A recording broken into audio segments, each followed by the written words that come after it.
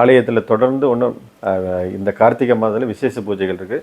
ஐயப்பனுக்கு வந்துட்டு வருகிற 14ஆம் தேதி டிசம்பர் மாதம், 15ஆம் தேதி டிசம்பர் மாதம் நீங்கள் சபரிமலைக்கு போகணுன்னா அந்த வர்ச்சுவல் கியூ கண்டிப்பாக ஆன்லைனில் ரிஜிஸ்டர் பண்ணக்கூடிய சூழ்நிலை வந்து ஏற்பாடு பண்ணிக்க. ஒரு நாளைக்கு 80,000 ஐயப்ப பக்தர்களை மட்டும் அலௌட் பண்ணுறதாக உறுதிப்படுத்தியிருந்தாங்க.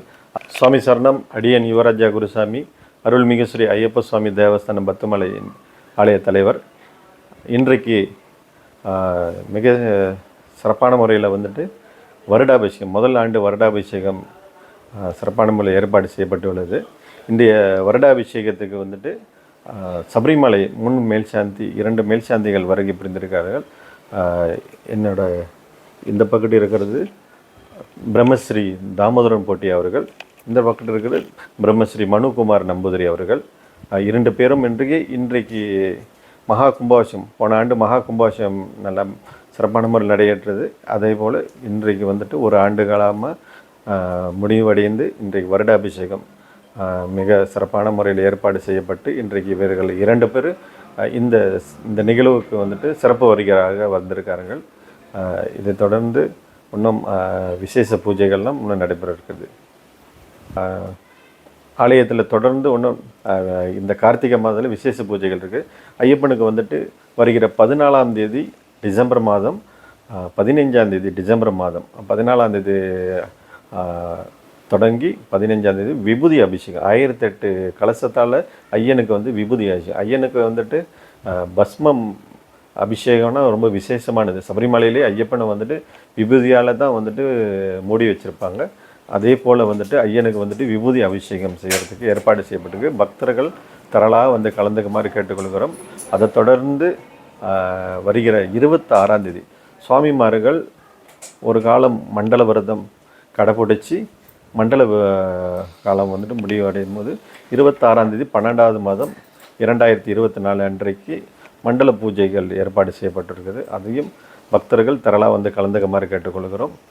அது தொடர்ந்து வருகிற 30ஆம் தேதி 12ஆவது மாதம் முன்மேல் சந்தி மகேஷ் நம்பூதிரி அவர்கள் தலைமையில் வந்துட்டு படிப்பூஜை நடைபெற்று 31ஆம் தேதி இருமுடி கட்டு வைபவம். அதை தொடர்ந்து 1ஆம் தேதி சுவாமிமார்கள் பாத யாத்திரையாக இருமுடி காணிக்கை செலுத்த வருகிறார்கள். சுவாமிமார்கள் இதே ஒரு அழைப்பு தான் எடுத்து திரளாக வருமாறு கேட்டுக்கொள்கிறோம். கார்த்திகை முதல் மாலை அணிந்து நிறைய ஐயப்ப பக்தர்கள் சபரிமலைக்கு போய் கொண்டிருக்கிறார்கள். அதை தொடர்ந்து அங்கே பாதுகாப்பு கருதி நிறைய விஷயங்கள் ஏற்பாடு செய்யப்பட்டுள்ளது. இந்த ஆண்டு வந்து பார்த்திங்கன்னா வர்ச்சுவல் கியூ வந்துட்டு கம்பல்சரி ஆகியிருக்காங்க. வர்ச்சுவல் கியூனா நீங்கள் சபரிமலைக்கு போகணுன்னா அந்த வர்ச்சுவல் கியூ கண்டிப்பாக ஆன்லைனில் ரிஜிஸ்டர் பண்ணக்கூடிய சூழ்நிலை வந்து ஏற்பாடு பண்ணிக்க. ஒரு நாளைக்கு 80,000 ஐயப்ப பக்தர்களை மட்டும் அலௌட் பண்ணுறதாக உறுதிப்படுத்தியிருந்தாங்க. அந்த அங்கே இந்தியாவில் இருக்கக்கூடிய நிறையா ஐயப்ப இயக்கங்கள் வந்து அதுக்கு எதிர்ப்பு தெரியும். அதே போல் மலேசியா ஐயப்ப சேவா சங்கம் மூலியமாகவும் நம்மளும் ஒரு கண்டனம் தெரிவித்து அங்கே போய்ட்டு ஒரு கடிதத்தை கொடுத்துருந்தோம்.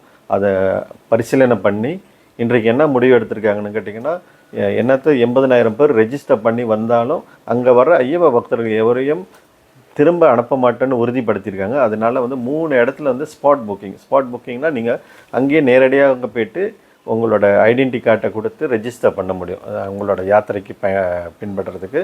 அது வந்துட்டு 3 இடத்துல வந்துட்டு எரிமேலியில் வந்துட்டு ஒரு இடத்துல ஏற்பாடு பண்ணியிருக்காங்க. அதே போல் தொடர்ந்து நிலக்கல்லில் ஒரு இடம், அதுக்கு தொடர்ந்து கடைசியாக வந்து பம்பா.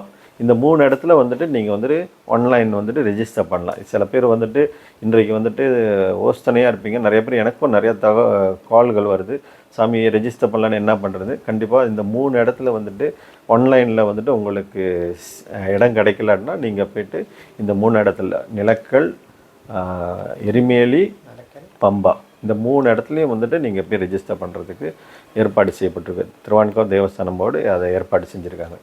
இங்கே ஐயப்பன் கோவிலில் ഒരു വർഷമായി കുംഭാഭിഷേകം முடிஞ்சிட்டு இன்னைக்கு இங்கே பெரிய விசேஷம். அதுக்கு நானும் என்னோட கூட ஆலயப்புறம் முன் மேற்சாந்தி பிரம்மஸ்ரீ மனுகுமார் நம்பூதிரி அவர்களும் இங்கே வந்திருக்கேன். நேற்றுக்கு இங்கே பூஜை பண்ணியிருக்கேன். இன்றைக்கி சாயங்காலம் விசேஷ பூஜைக்கு அரேஞ்ச் பண்ணி வச்சுருக்கேன். நீங்கள் எல்லாரும் நல்லபடி இங்கே வந்து தரிசனம் பண்ணி இந்த விரதாபிஷேகத்துக்கு பங்கெடுத்து இங்கே ஐயப்பனோட ஆசீர்வாதம் வாங்கணும். அப்புறம் இந்த சபரிமலை யாத்திரையில் நீங்களை நல்ல தரிசனம் கிடைக்கணும், ஐயப்பனோட ஆசீர்வாதம் கிடைக்கணும். அதுக்கு நல்லபடி பிரார்த்தனை பண்ணி அபிஷேகத்துக்கு நெய்யெல்லாம் ரெடி பண்ணி அங்கே ஐயப்பனோட நல்லபடியாக യാത്ര தொடர்ந்து அங்கே தரிசனம் நல்லபடியாக முடியணும். அதுக்கு கடவுளோட அனுகிரகம் நல்லபடி கிடைக்கട്ടെ. இப்போ அங்கே மழை கொஞ்சம் ஜாஸ்தியாக்கும், ஆனால் கொஞ்சம் பார்த்து தரிசனത്തിന് போகണം. 3 നാൾ എരുമേലിയിൽ പാദയാത്ര ബ്ലോക്ക് பண்ணிയിരുന്നു മഴ കാരണം. ഇപ്പോൾ അത് ക്ലിയർ ആയിച്ച്. ആനാലും பார்த்து അയ്യപ്പനെ பார்த்து ദർശനം பண்ணி വാങ്ങോ. സ്വാമിയേ ശരണമയ്യപ്പ. ഇപ്പോൾ നിലവിൽ ബുക്കിംഗ് സംവിധാനം മുന്നാടിയേ 1,30,000 1,20,000 ഒക്കെ ആയിരുന്നു. എന്താ இந்த வருஷம் 70,000 വെർച്വൽ ക്യൂവും സ്പോട്ട് ബുക്കിങ്ങിൽ 10,000 ആണ് അലൗഡ്. എങ്കിൽ കമ്മിറ്റി അപേക്ഷ റിക്വസ്റ്റ് എങ്കിൽ കൊടുത്തിരിക്കുക. അതുക്ക് നമ്മളിപ്പോൾ ചൊല്ലിയിരിക്കുന്നത് മലേഷ്യ, സിംഗപ്പൂർ എങ്ങനെ നിരവധി രാജ്യങ്ങൾ അവിടെ വരുന്ന സ്വാമിമാരെ തിരികെ പോകാൻ ഫ്ലൈറ്റ് അല്ലെങ്കിൽ ചെന്നൈ, ആന്ധ്ര ഇങ്ങനെ വരുന്നവരെല്ലാവരും ഉണ്ട്. അവർക്ക് ട്രെയിനെല്ലാം ബുക്ക് ചെയ്താൽ വരുന്നത്. പക്ഷേ 8 മണിക്കൂർ 12 മണിക്കൂർ ക്യൂവിൽ പെട്ടുപോയാൽ തിരികെ പോരുമ്പോൾ അവരുടെ ഫ്ലൈറ്റ് മറ്റേ മിസ്സിങ് ആവുന്നു. അപ്പോൾ അത് ബോർഡിനെ ധരിപ്പിച്ചു, മന്ത്രിയെ ധരിപ്പിച്ചു, അവരുടെ മുമ്പിൽ എല്ലാമായ വിഷയങ്ങൾ ധരിപ്പിച്ചിട്ടുണ്ട്. അവർക്ക് പമ്പയിൽ നിന്ന് ഒരു സ്പെഷ്യൽ ക്യൂവ് 18-ാം പടി വരെ വന്നിട്ട് അങ്ങേ അത് ഒന്നിച്ച് ചേർന്ന് 18-ാം പടി കയറുക. എന്തമാതിരിയാണ് നമ്മൾ സൊല്യൂഷൻ ചൊല്ലിയിരിക്കുന്നത്. പക്ഷേ இந்த മണ്ഡലകാലം സ്റ്റാർട്ട് ചെയ്തിരിച്ചു. അതുകൊണ്ട് തന്നെ இந்த വർഷം അത് നടപ്പാക്കാൻ ശകലം പ്രോബ്ലം ഉണ്ട്. നെക്സ്റ്റ് ഇയർ സീനിയർ സിറ്റിസൺ, അതുപോലെ 10 വയസ്സ് താഴെയുള്ളവർ, ഇവർക്കെല്ലാം ഒരു സ്പെഷ്യൽ ക്യൂ സംവിധാനം ഒരുക്കണം എന്നുള്ളതാണ് ശബരിമല മുന്നോടിയായിട്ടുള്ള ഒരുക്കത്തിൽ ചർച്ചയിൽ വന്നത്. കളക്ടർ എല്ലാവരും ചേർന്ന് ചർച്ച ചെയ്തായിരിക്കും ശബരിമല മുന്നൊരുക്കം. അതൊക്കെ ചർച്ചയിൽ இந்த വിഷയം കയറി വന്നു. അപ്പോൾ ഇതാണ് നമ്മൾ ചൊല്ലിയിരിക്കുന്ന സൊല്യൂഷൻ. പമ്പയിൽ നിന്നും 18-ാം പടി വരെ സ്പെഷ്യൽ ക്യൂ, അത് NRIക്ക് സെപ്പറേറ്റ്, അതുമാതിരി സീനിയർ, അതുപോലെ ചിന്ന കൊളുന്തുകൾക്ക് വെച്ച് കഴിഞ്ഞാൽ അവർ ഇനിയിപ്പോൾ കൂട്ടം നിറയെ കൂട്ടം ഇരുന്ന് കഴിഞ്ഞാൽ 8 മണിക്കൂർ അല്ലെങ്കിൽ 10 മണിക്കൂർ 12 മണിക്കൂർ ക്യൂ ആയാൽ അവർക്ക് ബാത്റൂം ഫെസിലിറ്റി അല്ലെങ്കിൽ വെള്ളം എല്ലാം നിറയെ പ്രോബ്ലം മുന്നേ വർഷം ഉണ്ടാവില്ല. അപ്പോൾ അതിൽ ഉണ്ടാകാൻ പാടില്ല. ഇവരെ സെപ്പറേറ്റ് ആക്കി വിടുക. ബോർഡ്, ദേവസ്വം ബോർഡ് ഇപ്പോൾ തന്നെ നേരെ 18-ാം പടി കയറി നേരെ ദർശനം അതും ആലോചിക്കുന്നുണ്ട്. അപ്പോൾ അതും കൂടെ വന്നാൽ സൂപ്പറായിരിക്കും, ദർശനം ശീഘ്രം നടക്കും.